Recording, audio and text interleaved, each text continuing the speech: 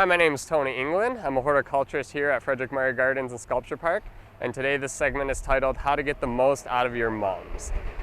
First point I want to talk about when it comes to how to get the most out of your mums has to do with the cutback date. A lot of people are wondering when to cut back their mums, and the 4th of July is a very good date to follow. Anything past that, you're really jeopardizing the bloom for that season. You can cut back earlier than that, and it can help contain your mum and make it a nice, fuller mum rather than being straggly and getting a little out of control. So that's really why people like to cut them back. The second point I want to mention when it comes to getting the most out of your mums is when you're going to purchase them from the garden center or the greenhouse. Now, greenhouses tend to grow their mums throughout the season.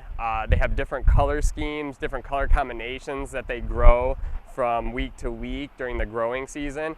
So that means that certain varieties are heavy earlier on in the season versus later in the season. What I mean by that is you might find a white or a purple earlier on in the garden center versus later on when a greenhouse might tend to grow more of the fall colors, the oranges and the reds and the yellows.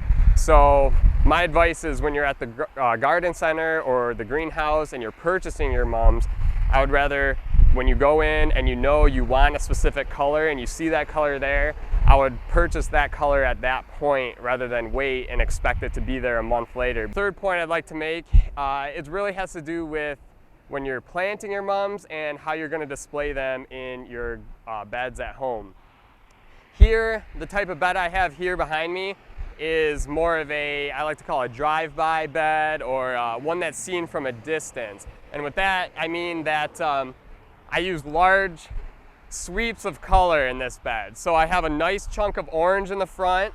Behind that, I have a couple rows of red and a couple rows of white. And you can see that these sweeps help attract people from the road that may be driving 50, 45 miles an hour, whatever it be, into the gardens here.